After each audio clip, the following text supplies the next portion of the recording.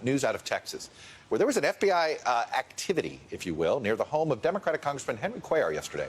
We do not know the nature of the FBI's investigation, but an FBI spokeswoman did confirm the fact that FBI agents were there. Agents were, quote, present in the vicinity of Cuellar's home in Laredo, conducting court-authorized law enforcement activity.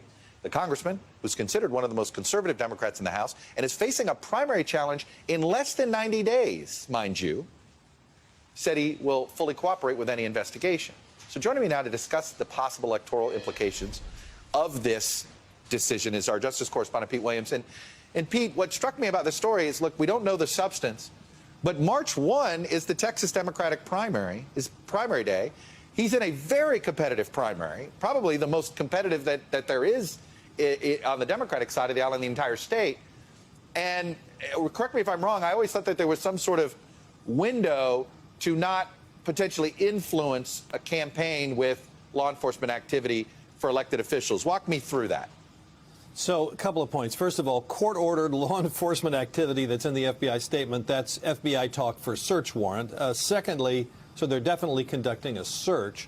And by the way, the U.S. Attorney's Manual says that if somebody's going to search the home of or the property of a member of Congress where documents could be found that relate to legislative activities, they have to get a sign-off from the Justice Department's public integrity section.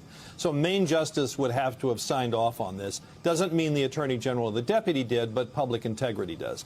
But secondly, you're right, Chuck, there is a policy, but it's not, I think, what many people say. It's not like there's a buffer zone in front of an election during which you can't conduct any law enforcement activity.